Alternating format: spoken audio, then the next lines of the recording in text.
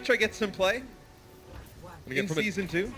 Atlanta not showing anything real crazy. Carpe on the Sombra is definitely a possibility. Neptuno not going to come out on the Symmetra. All right, very well behaved from Philadelphia, which is consistent with what we observed from them when they went up against London. See what they bring to the fray here, though. Again, it'll be slow movement through, trying to get some control of this high ground. I love that response from Massa straight away saying, nope, you're not getting up here. And you know, because Sato actually gets booted down, they use the bubble like we were talking about in that graphic, and there's no damage being put down on it because Sato ends up on the ground. So that's a one way you can deny Zarya some charge, some energy. By running away?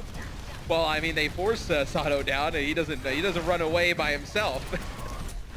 This Dogman really just trying to put as much between him and the Fusion as possible, then sort of appear in line of sight and let go a volley of orbs. Fusion's still a bit unsure about how they enter this fight. Like, where's the weak point? What can we exploit here? Dogman is playing off to the side on his own. You can see that Masa's sticking very close to him. You want to keep that Zen alive, and they get him. And they actually rotate around Atlanta because they didn't want to play over where that mega health pack is, because with the Winston for Philadelphia, you could have closed the gap really quick, forced them up to the staircase, really tough position. They try and wrap around and then maybe use the staircase in that high ground to protect the Zenyatta. Doesn't work out for Atlanta. I mean, that's probably the most pacifistic, take on point A I've ever seen. They just waited until Atlanta were out of position. This is a trait that I actually used to observe from a lot of Finnish Overwatch teams, early on in the game's existence. They just waited until Atlanta split themselves, essentially.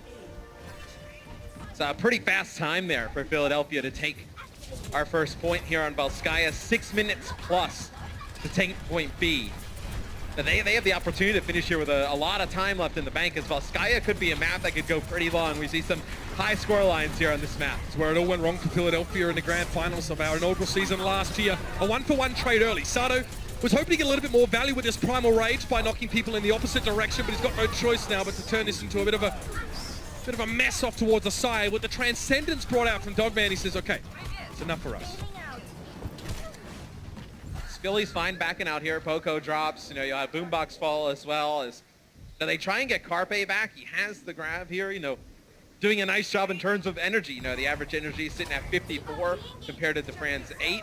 The Defran doesn't really have a long fight there first, where Carpe stays alive the entire time, wins that. So it's one of the reasons kind of heavily over towards Carpe. But you see the Zarya glowing a little bit. When they glow, that means they got that high energy.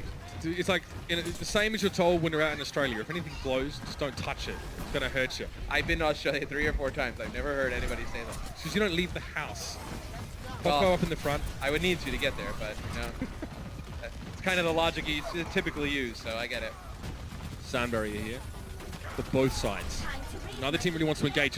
You'll know that Philly want to get aggressive right now. When the rally gets used, they're going to come forward to Frank quickly. Let's go, that Graviton Surge, and it will be a self-destructive combo with it. It won't really be necessary, though. It finds EQO, but Sato and Neptuno had already been felled.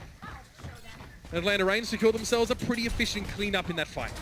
And Atlanta needs to use some of these ultimates. You can't let Philly, be the aggressor, use the ultimates, take the point, because like we mentioned before, taking point 2 here, point B, and still having like 3 minutes in the bank, that's great for Philadelphia. So Atlanta needs to secure a lot of these fights rather easily, use some of those ultimates a little bit more freely, as now we'll see Carpe Inco coming back. He's still got this energy from that second fight. Still sitting at near 70%. Oh, I love that. The 180 straight into the Graviton Surge. Atlanta wasn't ready for that one at all. Poko tries to give himself and his team a bit of an umbrella, and it pays off, and it doesn't protect from the Earth Shatter. Defran's down. He was discorded before he even hit the ground. The rest is elementary, my dear Watson.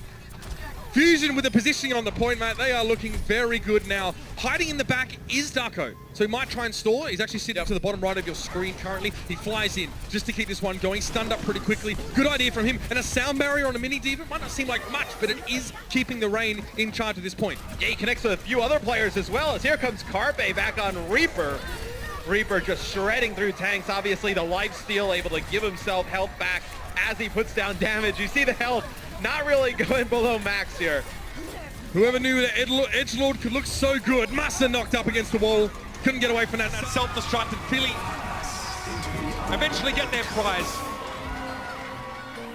2 points captured for them now, and it'll be up to Atlanta to see if they can match that one. Philly will try and put up the defense and get themselves their 3rd map here. We'll be back in just a moment.